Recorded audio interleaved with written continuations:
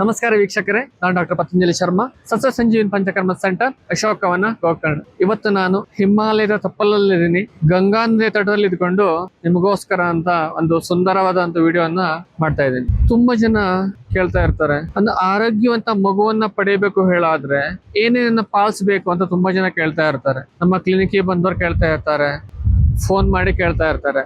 ಅದಕ್ಕೋಸ್ಕರ ಅಂತ ಇವತ್ತು ನಾನು ನಿಮ್ಗೆ ಈ ವಿಡಿಯೋವನ್ನ ಮಾಡ್ತಾ ಇದ್ದೀನಿ. ಆಯುರ್ವೇದ ಎಷ್ಟು ಸುಂದರವಾಗಿ ಹೇಳಿದ್ದಾರೆ ಅಂತಂದ್ರೆ, ಗರ್ಭ ಸಂಭವ ಸಾಮಗ್ರಿ ಅಂತ ಹೇಳ್ತಾರೆ. ಋತು, ಕ್ಷೇತ್ರ, ಅಂಬು, ಬೀಜ. ಋತು ಸರಿಯಾದ ಕಾಲ, ಕ್ಷೇತ್ರ ಗರ್ಭಾಶಯ, ಅಂಬು ಅವನು ಗರ್ಭ ಬೆಳಲಿಕ್ಕೆ ಏನ್ ನ್ಯೂಟ್ರಿಯೆಂಟ್ಗಳು ಬೇಕೋ ಅದು ಅಂಬು, ಹಾಗೂ ಬೀಜ ಇಲ್ಲಿ ಸ್ತ್ರೀ ಶುಕ್ರ ಹಾಗೂ ಪುರುಷ ಶುಕ್ರ ಎರಡು ಕೂಡ ತುಂಬಾ ಪ್ರಾಮುಖ್ಯತೆಯನ್ನು ಪಡ್ಕೊಳ್ಳುತ್ತೆ. ಋತು ಅಂತಂದ್ರೆ ಒಂದು ಉತ್ತಮವಾದಂತ ಒಂದು ಕಾಲ, ಅತ್ಯಂತ ಹೀಟು ಇರಬಾರ್ದು, ಅತ್ಯಂತ ತಂಪು ಇರಬಾರ್ದು. ಸಮಶೀತೋಷ್ಣ ವಲಯ ಅಂತ ಹೇಳ್ತೀವಲ್ಲ, ಅದು ಅತ್ಯಂತ ಬೆಸ್ಟ್ ವಾತಾವರಣ ಅಂತ ಹೇಳ್ಬೋದು ಋತು. ಕ್ಷೇತ್ರ ಆ ಗರ್ಭಾಶಯ, ಆ ಮಗುವನ್ನ ಕ್ಯಾರಿ ಮಾಡ್ಲಿಕ್ಕೆ ಬಲಿಷ್ಠವಾಗಿರ್ಬೇಕು, ಸ್ಟ್ರಾಂಗ್ ಆಗಿರ್ಬೇಕು.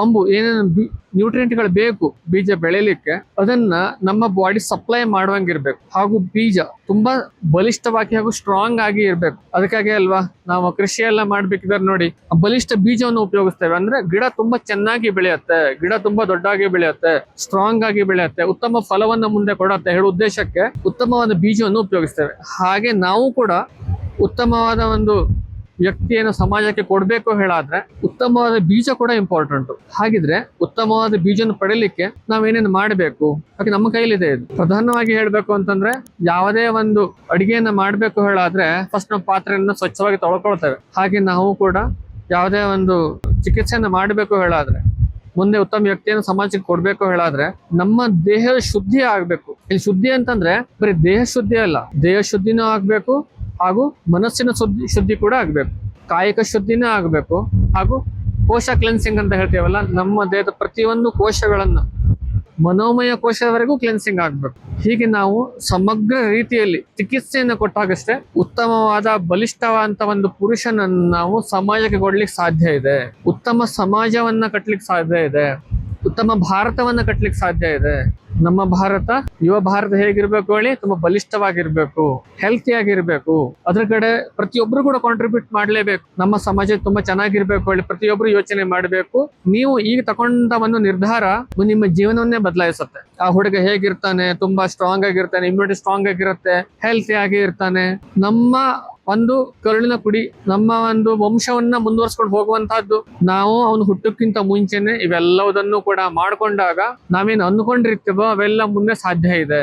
ಅದಕ್ಕಾಗಿ ನಾವು ಒಂದು ಪ್ರೋಜೆನ್ ಪ್ಲಾನ್ ಮಾಡ್ಬೇಕಿದ್ರೆ, ನಮ್ಗ ಹುಡುಗ ಬೇಕು ಅಥವಾ ಹುಡುಗಿ ಬೇಕು ನೀವು ಪ್ಲಾನ್ ಮಾಡ್ಬೇಕಿದ್ರೆ ಏನ್ ಮಾಡ್ಬೇಕು ಅಂತಂದ್ರೆ, ಫಸ್ಟ್ ದೇಹವನ್ನು ಶೋಧನ ಮಾಡಬೇಕು. ವಾಮನ್ನ, ವಿರೇಚನ ಇವುಗಳನ್ನ ಶೋಧನ ಮಾಡಿ ಬಸ್ತಿ ಅಂತ ಚಿಕಿತ್ಸೆಯಿಂದ ರೆಜ್ಯುನೇಷನ್ ಅನ್ನ ಮಾಡಬೇಕು. ನೋಡಿ, ಬರೀ ಗರ್ಭಿಣಿ ಆಗ್ಬಿಟ್ರೆ ಆಗ್ಲಿಲ್ಲ, ಕೆಲಸ ಮುಗಿಲಿಲ್ಲ.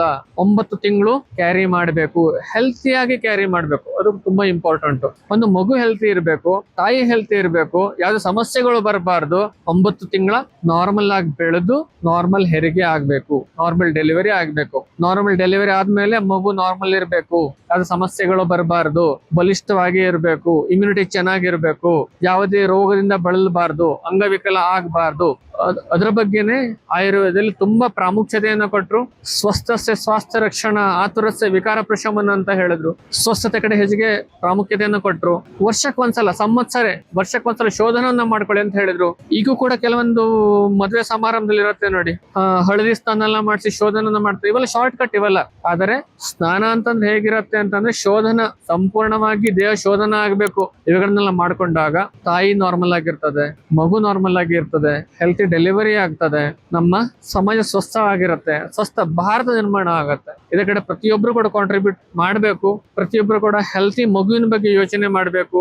ಆವಾಗ ನಾವು ಸುಖ ಸಂತೋಷದಿಂದ ಇರಬಹುದು, ನಮ್ಮ ಸಮಾಜ ಕೂಡ ಸುಖ ಸಂತೋಷದಿಂದ ಇರ್ಲಿಕ್ಕೆ ಸಾಧ್ಯ ಇದೆ. ಅದಕ್ಕಾಗಿ ನಾವು ನಿಮ್ಮಲ್ಲಿ ಕೇಳ್ಕೊಳ್ಳೋದು ಏನು ಅಂತಂದ್ರೆ, ಯಾರ್ಯಾರು ಉತ್ತಮ ಸಂತಾನವನ್ನ ಬಯಸ್ತಾ ಇದ್ದೀರಾ ಅವರೆಲ್ಲರೂ ಕೂಡ ಮೊದಲು ಕಾಯ ಶೋಧನ ಮಾಡ್ಕೊಳ್ಳಿ.